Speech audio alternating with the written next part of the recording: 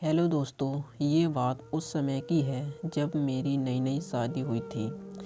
पति भारतीय सेना में थे। इस समय जब नेवी में जॉब कर रहे थे। शादी के बाद जब मैं ससुराल गई तो स्वागरात भी नहीं हो पाई थी। उनके पास कॉल आ गई थी उनके बॉस की। उन्होंने फ़ौरन वापस बुलाया भारत के जहाज़ों पर, और युद्ध के हालात बन गए थे। इसलिए मेरे पति फ़ौरन ही मुझे छोड़कर बॉर्डर पर चले गए। वहीं पर उनकी पोस्टिंग थी, मैं तो वो भी नहीं कर पाई थी। मेरी सौगात अधूरी रह गई थी। फिर उन्होंने दूसरे दिन कॉल किया कि अब 3 महीने बाद ही आप आएंगे। ये सुनकर मैं बहुत दुखी हुई थी। जिसके लिए मैं इस घर में आई थी वह मुझसे दूर थे। मैं उसे अपनी किस्मत समझकर तन मन से सास ससुर की सेवा करने लगी थी। धीरे धीरे मेरे ससुर मुझे इधर उधर हाथ लगाने लगे। वो भी नेवी में थे और कप्तान के पद पर रिटायर हुए थे। वह अब 55 साल से ज़्यादा के हो चुके थे, पर उनकी फिटनेस कमाल की थी। वह बड़ी बड़ी मूछें रखते थे। मैं उनका पूरा ख्याल रखती थी। मुझे ये बात पता थी कि उनकी नीयत मुझ पर काफ़ी समय से है। वह मेरे पति के जाने के बाद मुझे चाहते हैं, पर फिर भी मैं उनकी सेवा करती थी। टाइम टाइम पर चाय, पानी, दवाइयाँ, खाना देती थी। पर मैं पूरे ड्रेस वाला कपड़ा पहनाती थी। एक दिन उन्होंने मेरा हाथ पकड़ लिया। मैं डर गई और मैं अपने ससुर जी से बहुत नाराज़ हो गई। मैं रोने लगी। मैंने नाराज़ होकर कहा, आपकी शिकायत पति से करूँगी। मेरी बात सुनकर ससुर जी मुझसे बोले, तुझे जो करना है वो कर ले। मैं एक दिन वह लेकर ही रहूँगा। तू उसके लिए मेरे घर आई है, तेरे पर हमारा अधिकार है। मेरा बेटा नहीं है तो क्या हुआ, मैं तो हूँ ना। अब उनकी बात सुनकर मैं तेज तेज रोने लगी। इस वजह से शायद रहम करके उन्होंने मुझे छोड़ दिया। उस दिन वाली घटना की वजह से मैं अपने ससुर से सावधान रहने लगी थी।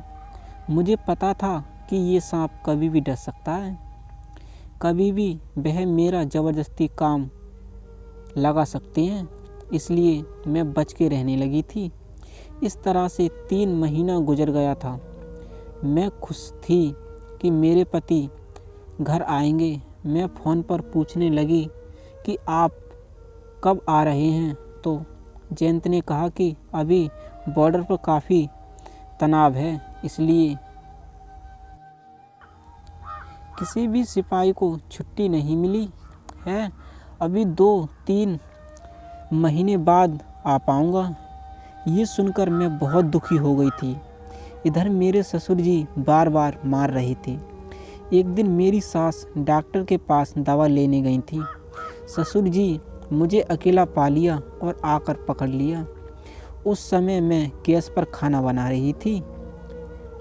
अरे डरो मत बहू, मैं तुमसे बहुत मोहब्बत करता हूँ, ससुर जी बोले और उन्हें गैस बंद करें। फिर ससुर जी मुझे सीधा अपने रूम में लेकर चले गए।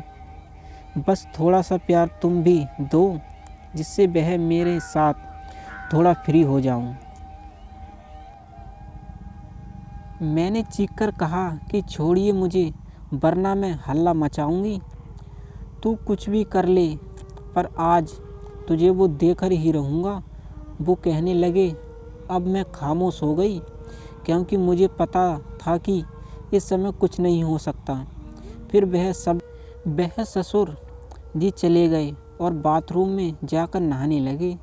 फिर उन्होंने पूरा 1 महीना तक मुझे परेशान किया। फिर एक बड़ी अच्छी सी बनारसी साड़ी लाकर दी। फिर एक दिन मैं छत पर सफाई कर रही थी। इतने में ही बारिश होने लगी, जिस कारण मैं उनसे भीग गई। उसी समय ससुर जी भी किसी काम से छत पर आ गए थे। वो भी भीग गए थे बारिश के कारण। हम दोनों फिसल गए और ऊपर रूम में ज़बरदस्ती बिजली और कबड्डी का चला। ऐसा मैच मैंने आज तक नहीं खेला था और आज के मैच के बाद ससुर जी को मैं मान गई थी कि वह सच में नेवी के कप्तान थे और इस उम्र में इतनी लंबी पारी खेल सकते हैं। लगभग 2 घंटे के बाद हम नीचे आ गए और मैंने बहुत ही अच्छी से पारी खेली उनके साथ।